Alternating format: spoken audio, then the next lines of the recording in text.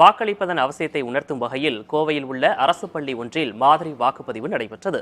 குழந்தைகள் நாடாளுமன்றம் என்ற இந்த முன்னெடுப்பு சுவாரஸ்யமாகவும் அறிவியல் பூர்வமாகவும் இருந்தது.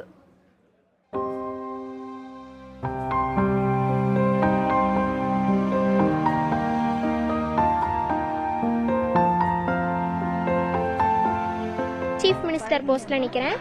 போன வாட்டி எல்லாருமே நாங்கள் பேப்பரில் அந்த மாதிரி ஓட் போட்டு தான் பழகியிருக்கோம். இந்த வாட்டி நாங்கள் மிஷினில் போடுறோம் அப்படிங்கும் போது எங்களுக்கு உண்மையிலுமே ரொம்ப சந்தோஷமாக இருக்குது.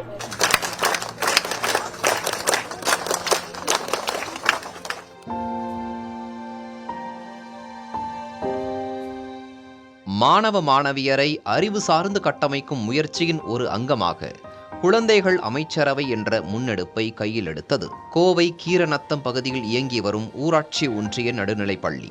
கடந்த முறை வாக்குச்சீட்டு முறையில் மாதிரி வாக்குப்பதிவை நடத்திய இந்த பள்ளி இந்த முறை மின்னணு முறையில் வாக்குப்பதிவை நடத்தியது.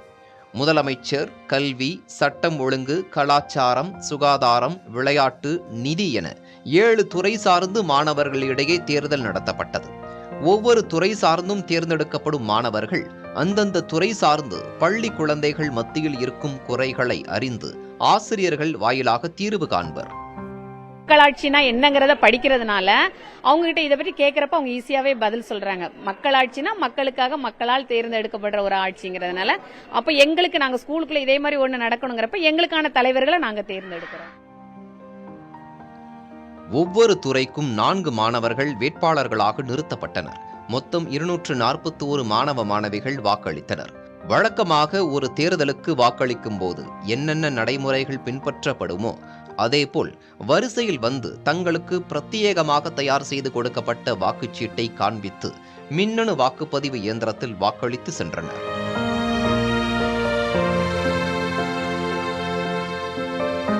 போன வருஷம் எஜுகேஷனல் மினிஸ்டரில் இருக்கும்போது நான் ஜெயிக்க கிடையாது. இந்த வருஷம் நான் முதலமைச்சர் போஸ்ட்டில் நிற்கிறேன்.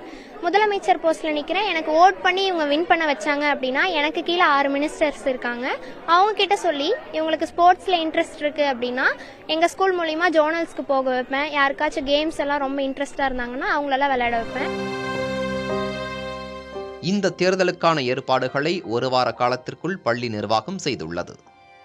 அரசியல் தெளிவு சார்ந்த கல்வி மற்றும் விழிப்புணர்வு பள்ளி பருவத்திலிருந்தே வழங்கப்பட வேண்டும் என்கின்ற ஒரு கருத்து நிலவும் சூழலில் சிறந்த தலைவர்களை தேர்ந்தெடுப்பதற்கான இதுபோன்ற மாணவர் தேர்தல் போன்றவை வரவேற்கத்தக்க விஷயமாக பார்க்கப்படுகிறது.